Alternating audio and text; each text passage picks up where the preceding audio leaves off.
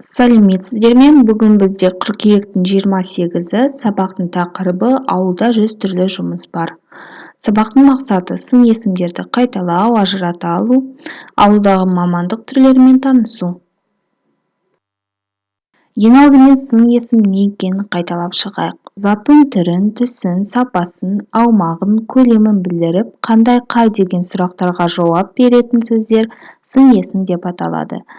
Имя прилагательное – часть речи, которая обозначает признак предмета и отвечает на вопрос «какой», «который».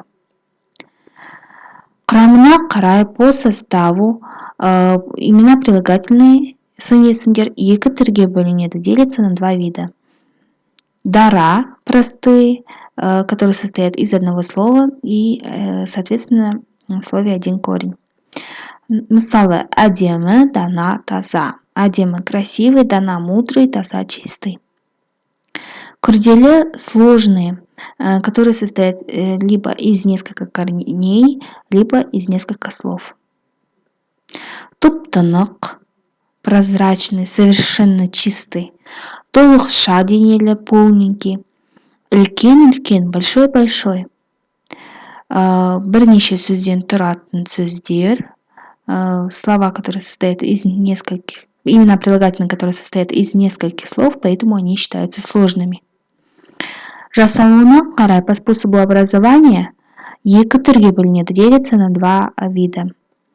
Негізгі, непроизводный, нет суффиксов. Например, жаңа, кең, терең, новый, широкий, глубокий. Слова состоят только из корня, нет никаких суффиксов. Туынды производный, есть суффиксы. Білгіш, көшпелі, ақылды, жазғы, білгіш, біл, корень, знай, добавляем суффикс гыш, и получается білгіш, знающий. Көшпелі, көш, переезжай, пелі, суффикс добавляется, получается кочевой. Ақылды, ақыл, ум, добавляем суффикс ды, и получается ақылды, умный. Жазғы, жаз, корень, ғы, суффикс, жазғы, летний, жаз это лето. Мағынасына қарай по значению имена прилагательные екі түрге бөлінеді. Біріншісі ол сапалық, качественные, то есть те слова, которые состоят, который сам корень слова, основа слова является именем прилагательное. Жаңа, кең, терең.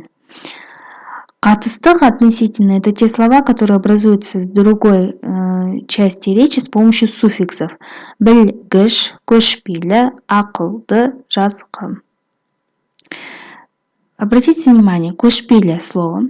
Құрамына қарай по составу он считается дара, так как состоит из одного слова, один корень, көш. Жасалуына қарай по способу образования туынды, так как это имя прилагательное образовалось с помощью суффикса пелі, көшпелі, кочевой. Мағынасына қарай по значению қатыстық, так как образовалась от глагола көш с помощью суффикса пелі. То есть көшпелі, дара, туынды, қатыстық, сын есім. Простое, производное, относительное имя прилагательное. Бірінші тапсырма, ребята, первое задание. Құрамына қарай, жасалуына қарай, мағынасына қарай сын есімдерді талда. Вам даны прилагательный таза, тап-таза, құрметті, ұзын, таулы, ақ сақалды. Тап-таза очень чистый, құрметті, уважаемый, ұзын, высокий, таулы, горный, ақ сақалды, старый, взрослый. Вам необходимо по примеру слова көшпелі разобрать данные имена прилагательные, как они делятся по составу, по способу образования и по значению. Например, пишите көшпелі, дара, туынды, қатыстық. Тап-таза и делите на виды. Сабақтың жаңа сөздері, новые слова. Егінші, земледелец, хлебороб, шопан, чапан, пасущий овец, человек, который пасет овец. Бақташы пастух, тракторшы тракторист, кәсіп профессия, тігінші швея, балықшы рыбак, қыстау зимовка, орақ серп, масақ колос, мата ткань, қармақ удочка, ау сеть. Енді балалар 6-шы тапсырманы орындайық. Выполним 6-е упражнение на странице 25-26. Вам даны 5 предложений, слов, слова. Вам необходимо по этим словам определить профессию. Мысалы, первое, қой, овца, қора, сарай, жайылым, пастбище, қыстау, зимовка и жайлау, это также считается жайлау, пастбище. То есть здесь говорится о человеке, который пасет овец. Соответственно, это у нас шопан. Пишем 1 шопан. 2 егін, орақ, масақ, дән. Определяем, какая профессия здесь и так далее. Смотрите на слова и определяйте профессию. Пишем их по порядку. 1 шопан, 2 балықшы, 3 егінші и так далее.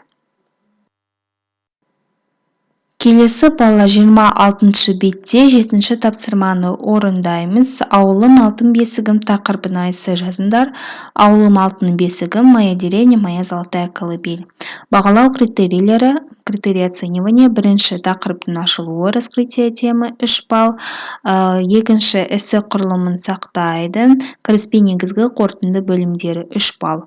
Необходимо сохранить структуру эссе. Первый абзац вступления, вторая основная часть эссе и 3 заключение. 3 сын есімдерді қолдануы, использовать имена прилагательные 2 балл. 4 25 сөз 2 балл. Минимум в эссе должно быть 25 слов. Сіздерге көмек ретінде келесі сөздер берілген. Слова, которые вы можете использовать в эссе. Таза ауа, чистый воздух, тұнық су, прозрачная вода, туған жер, родная земля, кең дала, просторная степь, алтын бесік, золотая колыбель, табиғаты тамаша, прекрасная природа, ойнау, играть. Осымен сабағымыз аяқталды. Рахмет, сау болыңыздар.